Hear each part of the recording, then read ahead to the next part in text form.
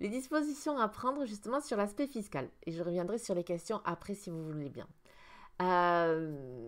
Tout d'abord, mais pareil, c'est selon les conventions, attention, selon le pays dans lequel vous partez, peut être intéressant de transformer votre patrimoine immobilier en patrimoine mobilier, en transférant finalement la détention de ce bien immobilier dans une société civile immobilière par exemple.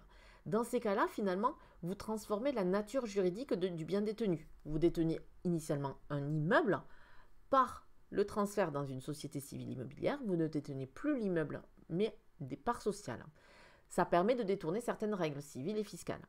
Attention toutefois à cette qualification, puisque dans nombreuses conventions fiscales, il est prévu qu'une société à prépondérance immobilière est considérée comme une société, comme la détention d'un bien indirect. Donc cela peut annuler en effet l'intérêt d'une création de société.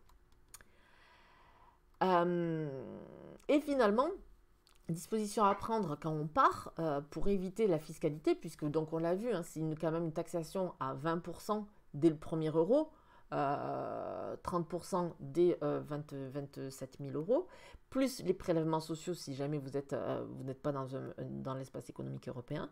Donc vite, la taxation peut être assez dissuasive.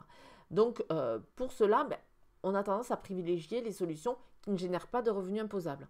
Ce sont par exemple tout ce qui est location meublée, mais dans ces cas-là, attention au passage en professionnel, puisque n'ayant pas d'autres revenus professionnels en France par définition, vous allez très certainement être considéré comme loueur en meublé professionnel.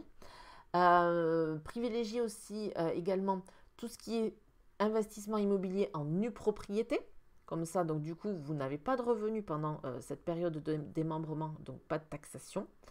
Et les solutions dites de capitalisation, comme le PEA, l'assurance vie ou le contrat de capitalisation, qui sont des solutions qui, tant que vous ne sortez pas de cette enveloppe-là, il n'y a pas de revenu imposable.